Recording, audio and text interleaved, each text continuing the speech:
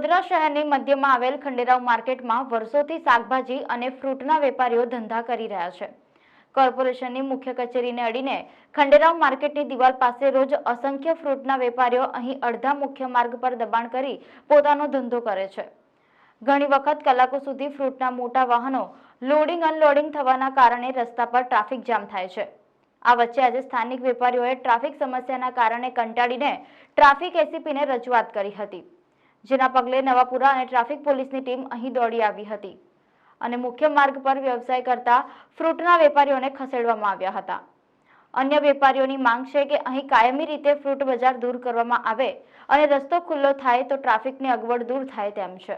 ત્યારે સવારે આજે અમારું માર્કેટ બંધ હતું, એના સંદર્ભે અમે ભેગા થયા હતા અને જોયું તો સવારે એક એક્ટિવા લઈને અમારાથી બી અંદર જવાય એવી હાલત નથી, એટલી બધી ગાડી ઊભી હતી। મેં વિડીયો બનાવ્યો છે, ફોટા પાડ્યા છે, તમને મોકલું છું।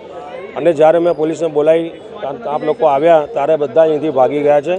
આ જ બધા વેપારીઓ છે જે કોરોના વખતે અમે બેસીને સમજણ પાડીને એટલું સારું બનાવ્યું હતું કે ભાઈ હવે તમારે ગાડી લોડિંગ અનલોડિંગ માટે રાખવાની, એમાં સેલિંગ કરવું નહીં, પણ ગાડીમાં અહીંયા સેલિંગ કરે છે।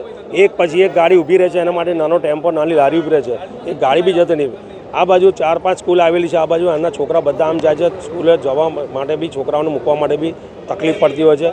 108 બી જઈ નહીં શકતી એવી પરિસ્થિતિઓ હોય છે સવારે। એટલે આજે મેં એક અરજી કરી છે, એસીપી સાહેબે ગાડી મોકલી છે, કાલથી 2 પોઈન્ટ મૂકવાનું કહે છે અને આ વસ્તુ કદી ના ચલાવી લેવાય। જેટલી બી ગાડીઓ ઊભી રહે છે, જાહેરનામાનો ભંગ કરે છે એને ડિટેન કરવી જોઈએ। જાહેરનામા રાત્રે 9 થી સવાર 9 સુધી છે ગાડીઓ માટે, તો પણ આખો દિવસ ગાડીઓ પડી રહે છે, સેલિંગ કરે છે અને મન ફાવે તે પોતપોતાની જગ્યા, સરકારની જગ્યા પર કોઈ 400 ગાડી ઉભરાવવાનું લે છે, કોઈ 200 ગાડી ઉભરાવવાનું લે છે।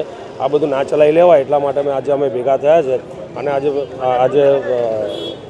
વોર્ડ ઓફિસર એએમસી ઝાલા સાહેબ અને એસીપી વસાવા ટ્રાફિક વસાવા સાહેબને બી જાણ કરી અને આજે એક અરજી લખું છું, 2 પોઈન્ટ મને મૂકવા જોઈએ બસ।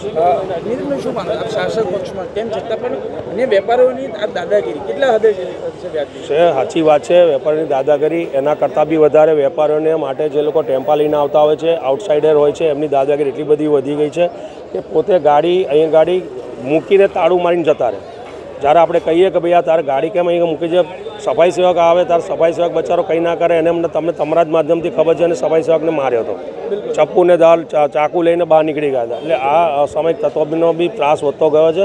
એટલે પોલીસ કમિશનરશ્રીને બી હું અરજી લખવાનો છું કે આ બધા ત્રાહિમાન લોકોને આ વેપારીઓથી બચાવો। વેપારી કોઈ ખોટા નથી, વેપાર જે લોકો છે પોતપોતાની દુકાનમાં બેસીને ધંધો કરે છે, એમને લોડિંગ અનલોડિંગ માટે ગાડી આવે છે, ગાડીવાળાની દાદાગીરી છે। એટલે એ ગાડીવાળાની દાદાગીરીને પૂરી કરવા માટે આજે અમે ભેગા થયા છીએ।